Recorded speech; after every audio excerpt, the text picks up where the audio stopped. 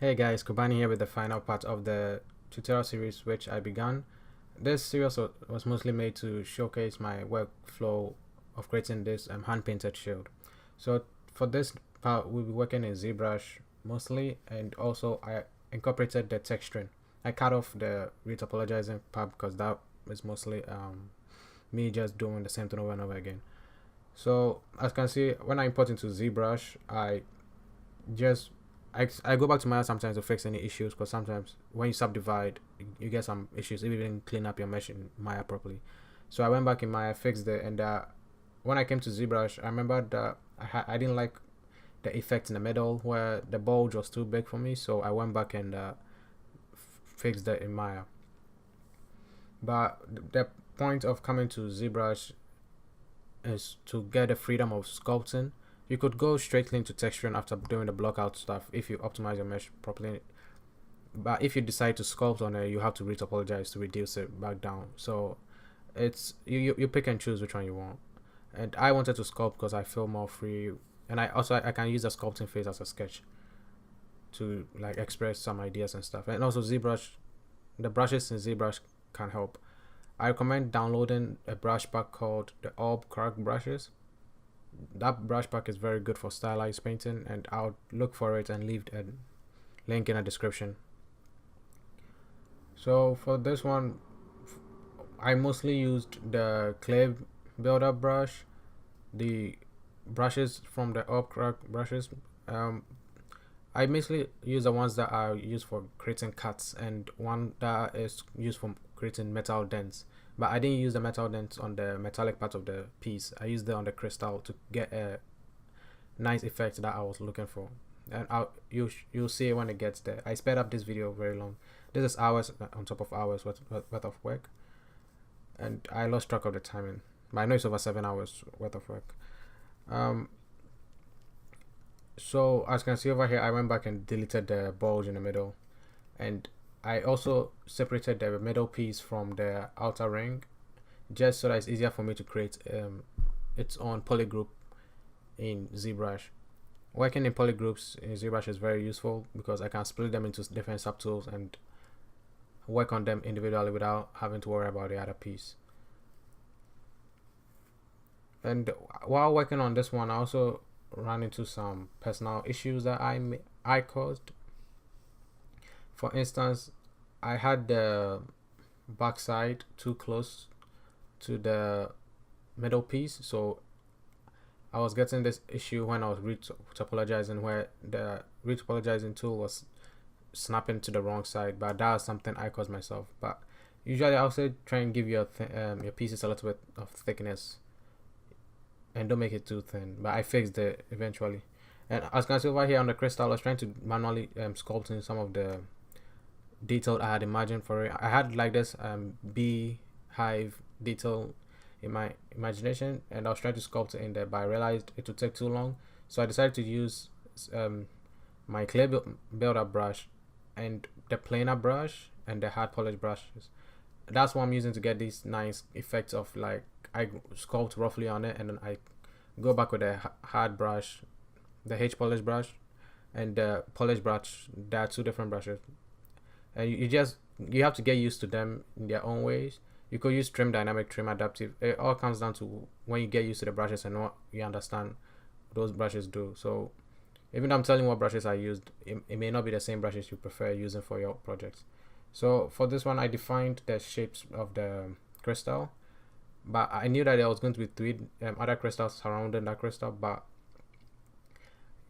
I didn't want to go and sculpt each of them individually. So what I did was I took the big crystal in the middle and just duplicated it around.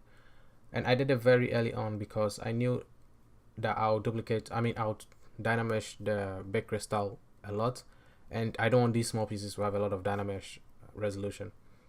And speaking of dynamesh, I work in subdivision mode and dynamesh. You can actually subdivide your dynamesh, but what you have to remember is that when you subdivide something that's already dynameshed, before you update the dynamesh, you have to make sure and increase your dynamesh resolution. Also, when you update the dynamesh, it will send the mesh down in the resolution. And I hope I explained that properly. So if you're looking at the designs I'm sculpting here, it's mostly stuff we did in the concept phase. That was from part 1, where we did a concept and a block out. And over here is where the brushes came into play for me, because I was trying to get nice curves, so I turned on lazy mouse, and I just decided to start getting some cool flow through the surface. I didn't want the front side of the mesh to be boring, because the metal part is less detailed, while the middle part is where the focus is.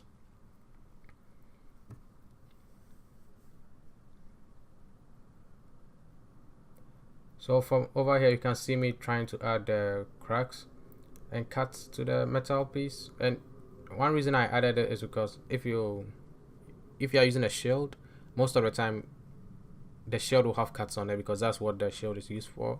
It's used for blocking. So it will either have cuts or dents on it. But I wanted this to be an anti-magic shield. That's the reason for the crystal. But so I didn't want it to have too many cuts on it. So it will still have cuts, because I mean, you can't expect to block the same thing over and over again. And also it gives it an interesting silhouette. One thing about stylized meshes is that they tend to have interesting silhouettes, and the details are an addition to the silhouette. So I make sure to press V in ZBrush, which turns your mesh black. It's basically just flipping the colors, and it's very good for viewing silhouettes. So I turn that on once in a while to make sure everything looks good from different angles before I go ahead and tweak it as it needs to be tweaked. So for the cracks, I use the all crack brushes, which I'll try and find and leave it in the description. And I just went ahead and sculpted a bunch of details, and these errors were caused by Dynamesh, which it happens when your mesh is too thin. But I hid it, because when it comes down to it, I just need to bake some information out of this. And for this mesh, I don't need a normal map, because I'm doing hand painted, so I just use an AO. So speaking of the AO map, you could bake your ambient occlusion map in any baking software that you have. I chose to use X normals because it bakes a very good ambient occlusion. And as you can see, this mesh is very low poly from the high poly version. I retopologized it, but I cut that part out because the retopology took a long time, because it took some try and error, because I did it, but I didn't like how much the poly count was, so I went back and redid it again. Although even I still feel like I could have reduced it a little bit more, but I decided to keep some level of detail in there, which I won't recommend depending on the budget your game is. So for painting, I have a system where I bake the ambient occlusion from any software. You could use 3D Coat, you could use Substance, but I use X normals for this project. And X normals gives you a very good ambient occlusion, but you have to go back and paint over it either way, which I did. I went back and painted the ambient occlusion and cleaned it up. And I also baked a normal map, but what I used the normal map for was mostly for preview in 3D Coat.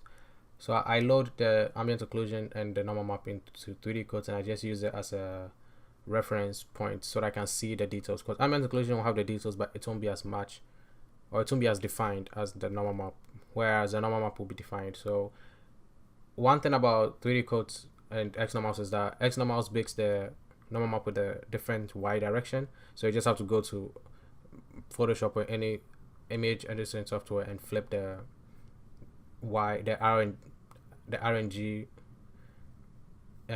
channels of the normal map. I hope you understand it. I could explain it better, but for the painting, the steps I go with is I take the ambient occlusion, clean it up by painting over it, and I apply the base colors to everything. If your base colors don't work, most of the time, no, if you paint over it, no matter what, it won't work. So defining your base colors will basically give you an idea of the finished piece, because some people like to jump into details too early and then they realize the colors are not working.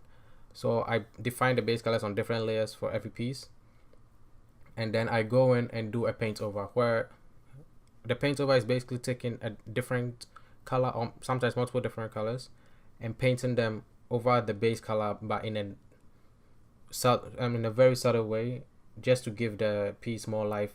So for the metal parts, you see I have a little bit of reds in there and some blues, but I'm not just painting random colors. I have reasons. I have a little bit of red and orange in there because it's connected to a wood material, and also metal tends to rust a little bit, not too much sometimes.